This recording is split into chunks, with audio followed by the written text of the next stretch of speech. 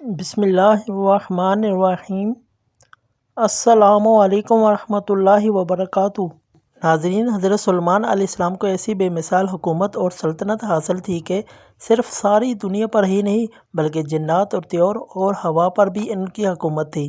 مگر ان سب سامانوں کے باوجود موت سے ان کو بھی نجات نہ تھی، اور یہ موت تو مقررہ وقت پر آنی تھی۔ بیت المقدس کی تعمیر جو حضرت داؤد علیہ السلام نے شروع کی، ملک شام میں جس جگہ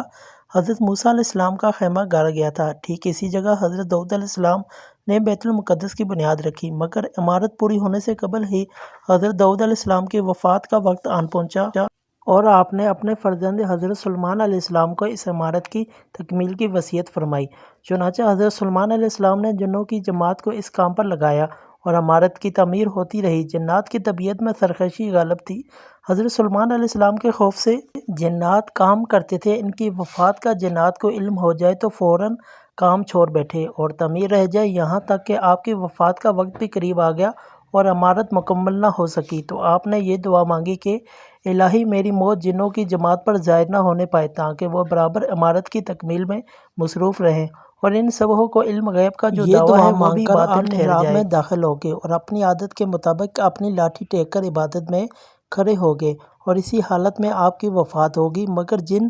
مزدور یہ سمجھ کر آپ زندہ کھڑے ہوئے ہیں برابر کام میں مصروف رہے، اور عرصہ دراز تک آپ کا اس حالت میں رہنا جنوں کے گروہ کے